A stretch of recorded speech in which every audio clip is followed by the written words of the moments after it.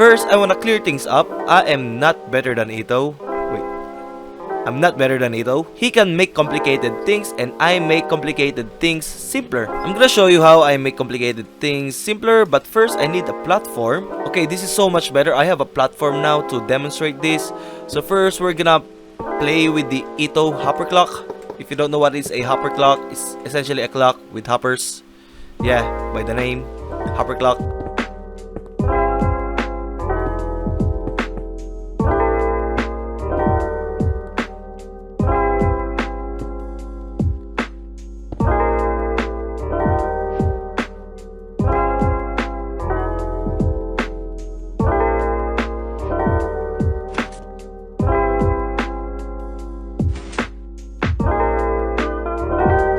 So this is what a hopper clock looks like.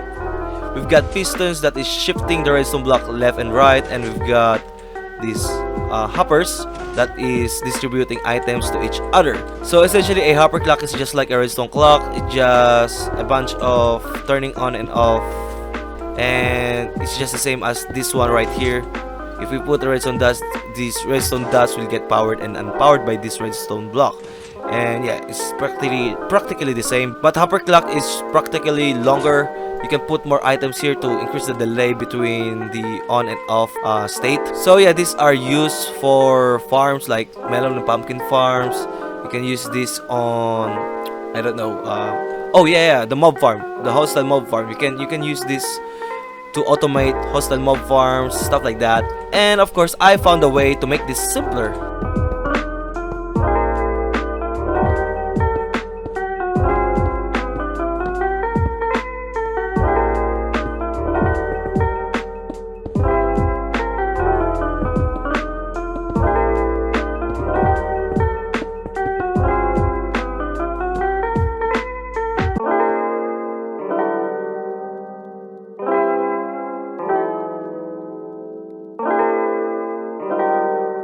So this is my hopper clock. This is Insanity's hopper clock. Yeah, that's so cringe. Oh my god. Yeah, basically we have the same setup as this one. We've got hoppers, then comparators to make this work, but we got rid of the pistons and the redstone block. We don't have any pistons here. We don't have any redstone block to make this work. This is silent. I just drink coffee and it's making me talk a little bit fast. So this hopper clock right here has a RS knowledge circuit. If you don't know what is a RS knowledge, essentially we've got two redstone torches here that will power each other, but we've got two inputs. So this is turned on. If we turn this off, the other torch will turn on, and it will never turn on again. But if I press this button right here, this torch will turn on and this torch will turn off, and if I press this again, it will never turn on. You need to press the other button to make the other torch turn on, and that's what is going on here. We've got an RS NOR latch circuit right here, and whenever this hopper is empty, this right here will turn off, and whenever this hopper gets emptied, this will turn off. So yeah, it is an improved version of this hopper clock. It is silent and it uses less resources. You don't need sticky pistons, you don't need slime balls, you don't need to get slimes.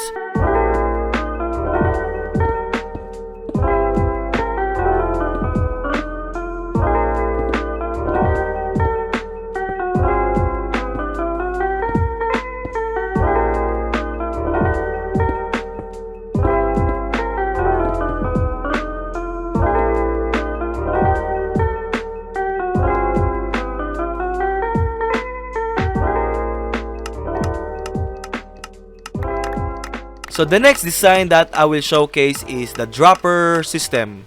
So we've got a dropper system here that will spit out items whenever there is an item inside this dropper here. So yeah, as you can see, it's just a simple setup, but we can make this simpler.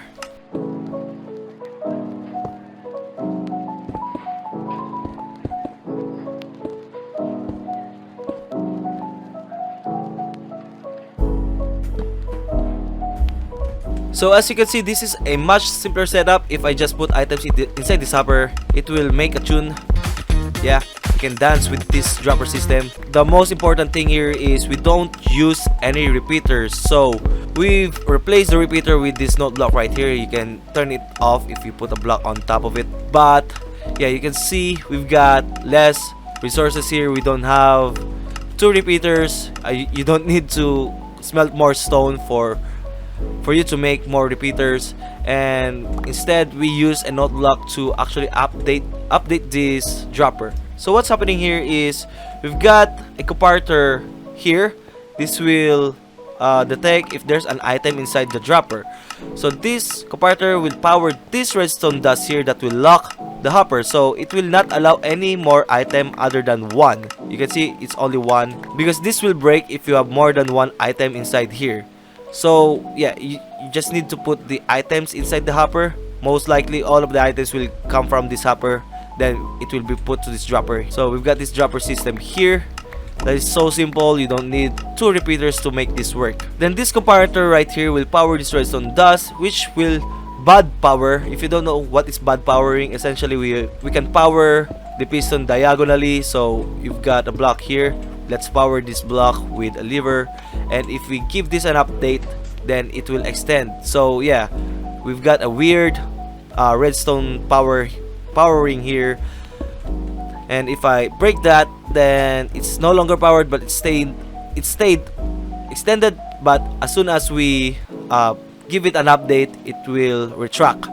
So that's what essentially is happening here. We are bad powering this dropper, and we can update that with this note block here. So if I just put this here, you can see that this block right here is getting powered by this redstone dust, which means this is bad powered. This dropper right here is bad powered, but we have a note block here which will update the dropper consistently. So yeah, this is a much simpler way to make a dropper system. Less resources, way simpler. So the last bit of this video is the bamboo farm, or the sugarcane farm, or the kelp farm, or any farm that requires observers. So this right here, this is a bamboo farm which requires observers, and we can make this simpler by removing the observers, and I'm gonna show you how.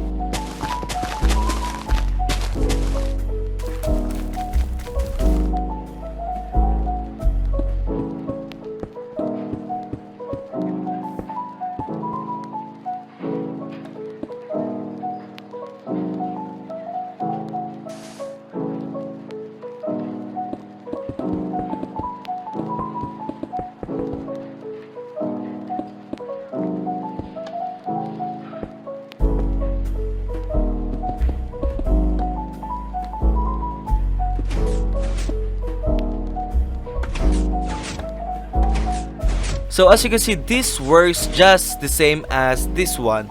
This requires 3 blocks to harvest. This only requires 2. So this is much better efficiency wise. Then resources wise, we don't have any observers to power this, so we are relying on the bad powering setup here. This behaves just like this one. If we have a bad powering, we just need to update it to activate.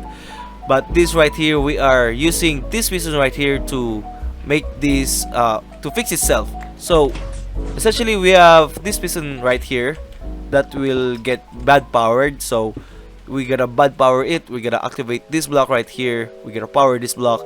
Then as soon as we give this an update, it will extend. But as soon as we unpower this, we cannot really fix this. And the way we can do this is we have a piston that is facing upwards like this. So if we now do that, update this, power these blocks, these 2 blocks right here is bad powering these pistons right here. And if we give this an update, then these pistons will retract. But because of this piston right here, if we turn this off, it will retract. So if we don't have this, then this piston will not retract by its own. But if we have this piston right here, then it will retract back. Yes, so I just used that mechanic with this sand right here. We need 2 blocks of sand. If we use 1 block of sand, then it will bad power itself forever. But if we have these 2 blocks of sand, then we can actually adjust the redstone components here. So yeah, as soon as a bamboo grows, this piston will push the sand, then the sand will power this repeater because we have a redstone dust here that is powered.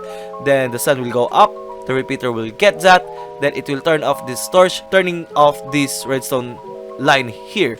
And because of that, this piston right here recognizes that and it will get updated, and the rest of the pistons will get updated. As you can see, if we don't have this circuit right here, I'm gonna turn this off. If we don't have that circuit, this is bad powered, then it will stay. But if we turn this off, this redstone torch off, this will notice that, then it will turn off the rest of the pistons. This is much simpler, this is much efficient, and resource wise it is less. And you can actually extend this by putting pistons here, then putting pistons at the back. I'm gonna show you just a sec. We've got pistons here. Let's just put like 2 of them, then 2 here. So you can just extend it this way and extend it that way. Then we've got a block here that is diagonal to them. Then we've got pistons that at the back, opposite or facing the other way, and we're gonna do it something like that. Then let's just put a redstone line there, then 2 redstone sand. I think for this setup I used 3. Okay, I'm just gonna check this out. So we cannot put a redstone dust there. We can put a redstone dust like this though.